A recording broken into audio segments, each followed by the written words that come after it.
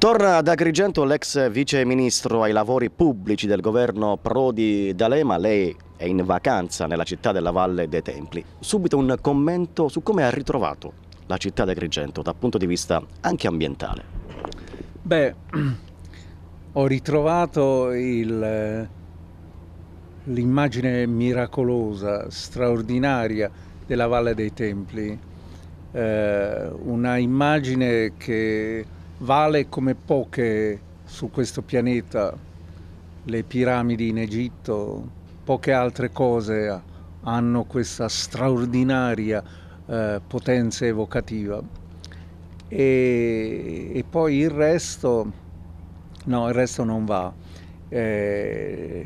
Ma aspettavo che in questi anni ci fosse una presa di consapevolezza da parte della città, dei suoi amministratori, di quello che avevano tra le mani come bene di tutta l'umanità, e questo da una parte favorisse una informazione nel mondo, in modo da fare di questo bene anche l'elemento di vita di questa città, e dall'altra mi aspettavo che nel tempo qualcuna delle cose più orrende che si vedono dalla Valle dei Templi guardando verso Agrigento fossero state demolite. Paradossalmente invece vedo che quello che viene giù sono palazzi del centro storico, mentre le cose orrende ci sono tutte e qualcuna di più. Giuseppe Arnone ha condiviso molte battaglie con Gianni Matteoli quando lei ha lavorato nella sua segreteria, soprattutto per quanto riguarda anche l'abusivismo edilizio ad Agrigento. Che effetto le fa questo ritorno ad Agrigento di Gianni Matteoli? Innanzitutto voglio aprire una simpatica polemica con il numero uno oggi della politica siciliana e anche in parte nazionale, con Angelino Alfano. Ho qui Gianni Matteoli che è testimone di come noi al governo, lui era solo un viceministro, io il più diretto collaboratore di un viceministro, siamo riusciti ad approvare una legge importante per gli agrigentini che ha dato alla città di Agrigento una cifra superiore ai 10 milioni di euro di oneri di urbanizzazione, ha risolto un enorme problema ed era appunto una legge speciale ad hoc per gli agrigentini. Sto parlando, per chi ama cercarla su internet, dell'articolo 25 della legge 136 del 1999 ed è la norma che ci ha consentito di superare una sentenza molto negativa e restrittiva del Consiglio di Giustizia Amministrativa, sentenza recepita dalla Regione Siciliana, che condannava alla demolizione e al rifiuto di sanatoria edilizia alcune migliaia di costruzioni nelle zone B, C, D ed E del Guimangini, del preparco archeologico della Valle dei Templi.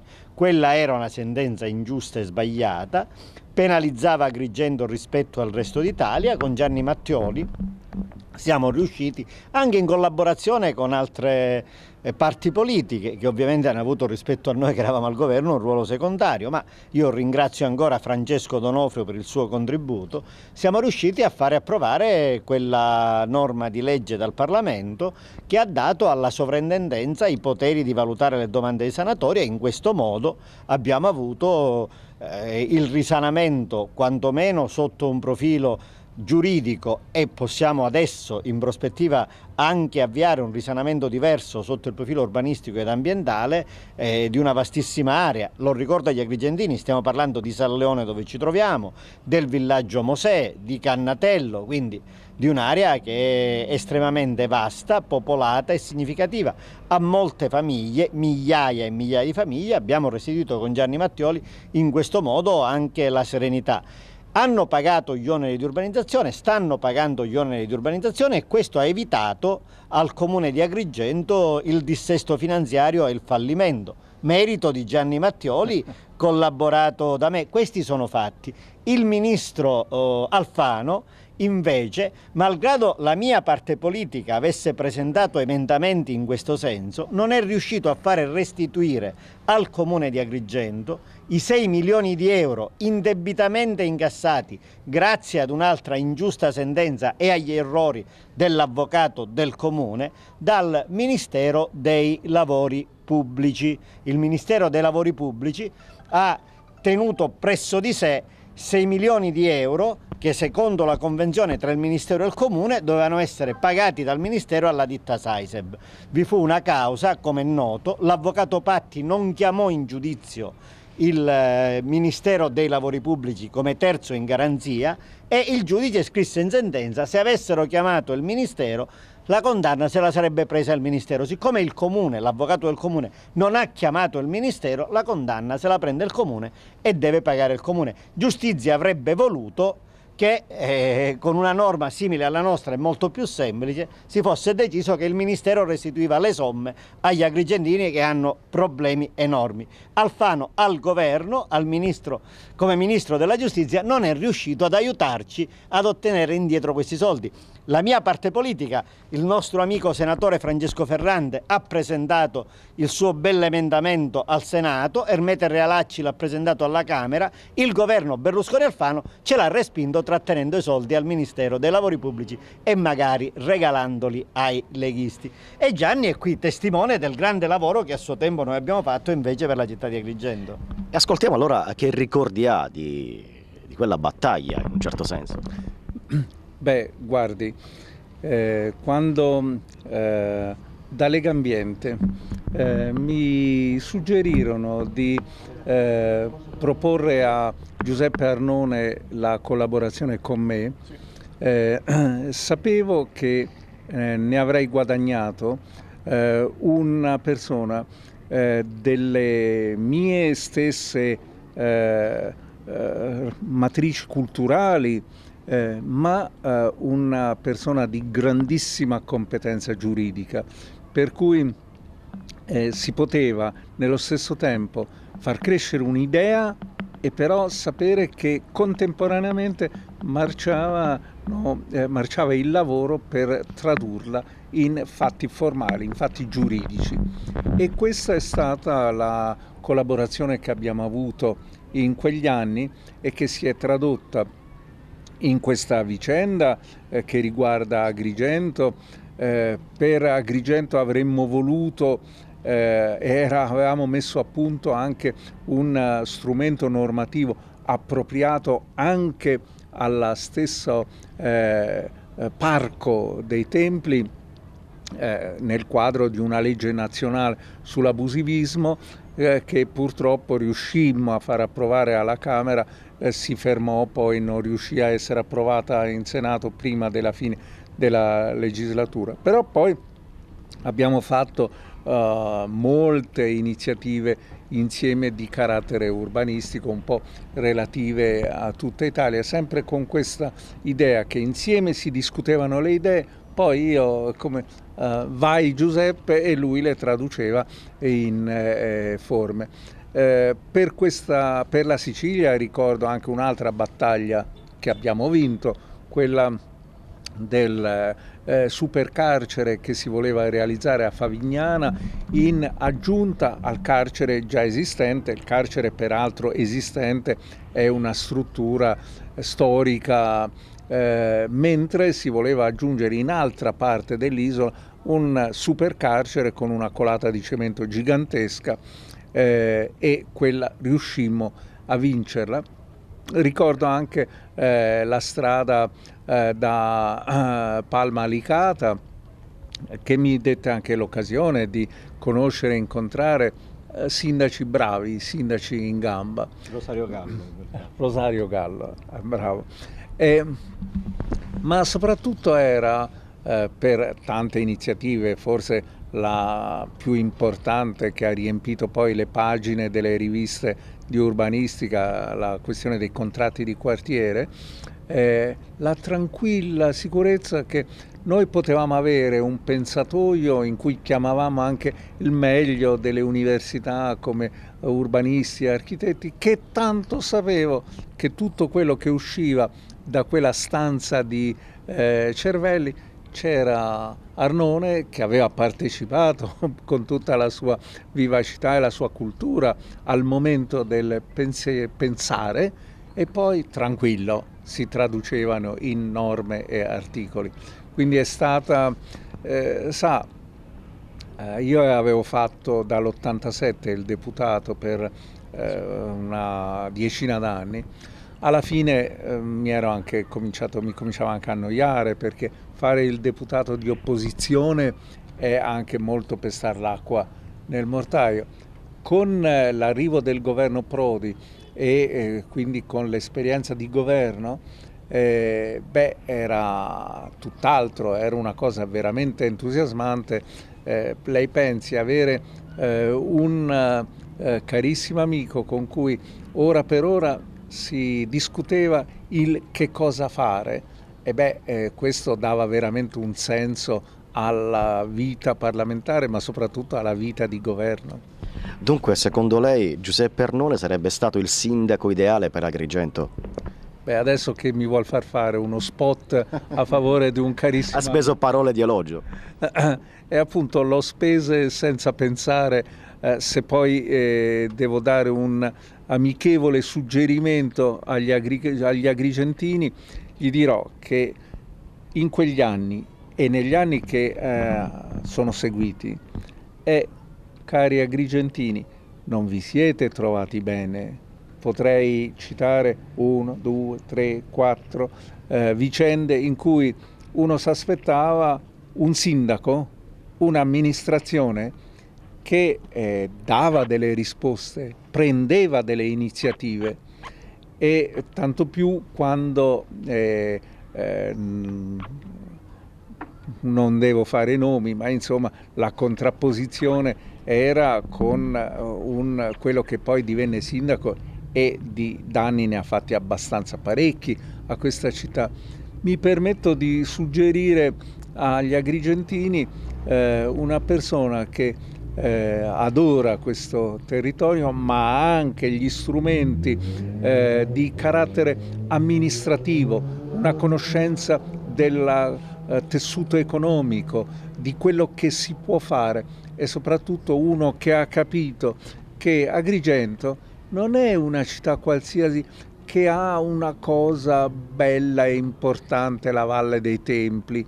Agrigento è una città quasi tra quelle 3-4, quante sono nel mondo, che ha una cosa di un tale valore che non so se tutti ce ne rendiamo conto al livello giusto. Una cosa che quando si è in mezzo, se si è credenti, dà proprio il senso dell'eternità. Se si è amanti delle questioni artistiche, dà il senso aureo delle proporzioni. A una città che ha questo patrimonio, selezioni bene, non si contenti di uno qualsiasi, ma scelga qualcuno che idee e strumenti amministrativi li padroneggia. Tra meno di un anno ad Agrigento si vota per eleggere il nuovo sindaco. Giuseppe Arnone si ricandida, e con chi? Io mi ricandido con il partito degli agrigentini innanzitutto, perché non finirò mai di ringraziare a nome dei siciliani l'attuale governo della Sicilia per aver restituito al popolo siciliano la possibilità di scegliere il suo sindaco e con il potere appunto dei cittadini di dover indicare ogni cittadino che vuole votare il nome del sindaco sulla scheda. È finito il dominio degli apparati di partito, delle clientele, delle liste dei consiglieri comunali, il potere degli onorevoli Alfano di indicare gli Aldopiazza e ottenere che venissero eletti sindaci, grazie alla vecchia legge elettorale. Con la nuova legge elettorale che proveremo per la prima volta ad Agrigento e a Palermo il prossimo anno, ogni cittadino scrive il nome del sindaco che preferisce della persona che ritiene più adatta ad amministrare la città. Lo deve scrivere sulla sua scheda. Questo è il partito a cui innanzitutto io mi rivolgo. Poi ritengo, e nelle prossime settimane avrò modo di chiarire ancor meglio questo mio pensiero ai parlamentari del Partito Democratico, che la vera leadership del Partito Democratico appartiene a chi ha il consenso dell'opinione pubblica, degli elettori e della gente. E per essere chiari e toccare un tema diciamo di grande attualità, io non posso tollerare che vengano proposti ad amministrare la città persone che cambiano bandiera, schieramento, opinione esattamente ogni 3/4 d'ora in base alle loro personali convenienze. Sento grandi silenzi attorno al mio libro, Romanzo criminale, che riporta anche la tristissima realtà delle vicende di mafia che riguardano esponenti di primissimo piano del Partito Democratico. E attorno a queste dichiarazioni di Digati vi è un enorme silenzio che non è tollerabile. Ai miei amici dico, su queste cose occorre prendere posizione, se no siamo per la gente esattamente uguali ai leader o cosiddetti tali del Partito Democratico a Napoli, sonoramente bocciati, come si suol dire, con fischi e pernacchie, dagli elettori. Non si può stare in silenzio quando il più autorevole dei pentiti della mafia, che è maturato in Sicilia col suo pentimento negli ultimi 15 anni, Maurizio Digati, ci racconta qual era l'opinione, la valutazione e l'atteggiamento che Cosa Nostra percepiva da parte di esponenti di primo piano dell'attuale Partito Democratico, che hanno ricoperto incarichi di Presidente della Regione e di Ministri. Su queste cose la gente vuole sapere cosa pensa chi percepisce l'indennità parlamentare al Senato e alla Camera e all'Assemblea regionale. Io voglio dire ai miei amici Adragna e Panepinto che si percepiscono le migliaia e migliaia e migliaia di euro al mese di indennità parlamentare, ma qualche dovere, per carità di Dio, nei confronti degli elettori dobbiamo averlo. Se un pentito dice che capo di casa veniva ritenuto avvicinato da Cosa Nostra, a disposizione da Cosa Nostra, per utilizzare le parole di Digati, chi prende milioni di euro nell'ambito dell'intero mandato da parte dei contribuenti, qualche cosa deve avere il coraggio e la faccia da dirlo, se no la gente ci viene dietro e ci fa i fischi, e meritiamo i fischi. Caro Giovanni Panepinto, se non dici nulla sulle cose che Digati racconta sulla politica e la mafia in provincia di Agrigento, come puoi fare il parlamentare antimafia? Caro Benedetto Adragna, essere questori al Senato significa che ad Agrigento ci dobbiamo togliere il prosciutto dagli occhi. Il prosciutto ce lo mettiamo nel panino e ce lo mangiamo, non sugli occhi e sulle orecchie. Le cose vanno dette, agli elettori vanno spiegate, la gente vuole capire e sapere. Il mio libro in queste ore si sta esaurendo, in 4 giorni si sta esaurendo nell'intera provincia, e non ho mai stampato tante copie di una prima tiratura come in questo caso. Perché? Perché la gente vuole conoscere, capire e sapere, e chi si vuole candidare, anzi chi ha già assunto col mandato parlamentare un ruolo di leadership politica, non può fare il signore in vacanza in Egitto che né sa né vede né comprende, deve dire quello che ritiene. Cioè, io su questo terreno intendo conquistare a colpi, come dire, di spada, in modo molto tagliente, la leadership politica in questa provincia. E l'elezione del sindaco di Agrigento è la partita decisiva. La gente avrà modo di esprimersi, di decidere se sta a servizio alle utilità degli agrigentini, se favorisce il futuro delle generazioni di Agrigento. Alfano, con le sue leggi speciali a Roma, che non riesce neanche a farci restituire i 6 milioni di euro nostri da parte del Ministero dei Lavori Pubblici, o gente come Arnone, che è stata a Roma, ha difeso i diritti degli agrigentini, con Gianni Matteoli ha fatto leggi per Agrigento, ha difeso i diritti dei siciliani ed è in grado, col coraggio che mi si riconosce, la competenza, io ringrazio Gianni per le bellissime parole, per la competenza che Gianni ha descritto, di mettermi a disposizione della città di Agrigento per costruire il futuro. Mi si consente una battuta conclusiva.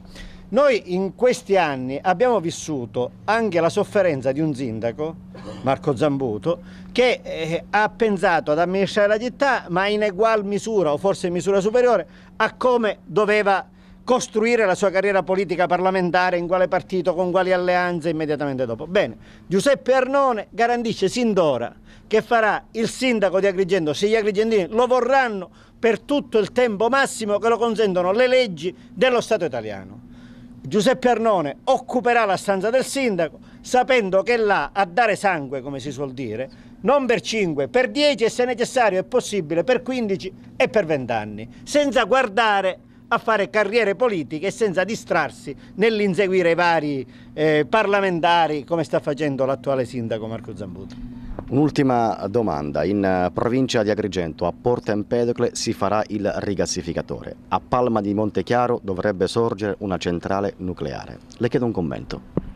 Beh, mi pare che la risposta sulla centrale nucleare l'abbiano già data i cittadini italiani, che saggiamente, per carità, il nucleare è una prospettiva di grande importanza, ma una prospettiva di ricerca. Purtroppo, pur essendo passati 70-80 anni dall'avvio di questa prospettiva tecnologica, non siamo riusciti finora a risolvere i problemi cruciali e quindi non può essere, come sta appunto avvenendo, come sono le scelte un po' di tutti i paesi avanzati, non può essere la scelta per oggi e quindi Palma può tranquillamente vivere, non ci saranno impianti nucleari. Per quello che riguarda Porto Empedocle, ci sarà una transizione, come la drammatica vicenda dei cambiamenti climatici impone una transizione dai combustibili fossili a fonti pulite e rinnovabili e a criteri di risparmio energetico. L'Europa ci impone l'appuntamento del 20-20-20 al 2020, cioè abbattimento del 20% della CO2, 20% di risparmio energetico e di quello che resta 20% di fonti rinnovabili. Dovrà quindi esserci una transizione di riduzione dei combustibili fossili in cui ci attesteremo sempre di più nella utilizzazione residuale del gas. Allora, se uno guarda lo scenario degli approvvigionamenti di gas in Italia, allora si comincia a capire che qui non sono le necessità di gas di questo paese, ma come veramente questo paese con la sua furbizia ci ha stancato, si pensa piuttosto a vedere come farne dell'Italia il gigantesco terminale per poi fornire di gas tanti altri paesi. Di questo gas di Porto Empedocle non c'è bisogno, fatta la contabilità del gas che ci serve, che andrà riducendosi sempre di più fino a l'obiettivo 2030 in cui ormai i combustibili fossili saranno ormai soltanto residuali. E poi allora in questo quadro l'opera non serve e allora appaiono le evidenze di cui parlavo prima. Ma a chi può venire in mente che a chi volesse fotografare la Valle dei Templi vista dal mare, ma a chi può venire in mente di mettere un gigantesco impianto industriale? Ma bisogna essere dei folli, ed è un eufemismo, se penso alla battaglia fatta perché un gassificatore non si mettesse sotto il castello di Duino vicino a Trieste, un posto meraviglioso, il castello di Duino, con sotto, è vero, un porto, ma un porto che aveva tutte le caratteristiche curate perché potesse convivere con il castello di Duino. Adesso questa di Porto Empedocle mi sembra, ma come? Allora veramente non si è capito che cosa è la Valle dei Templi, non si è capito. perché mettere una cosa di pura speculazione sotto questa meravigliosa occasione di riflessione sull'eterno, e beh, bisogna essere proprio dei furbi, non voglio aggiungere altro.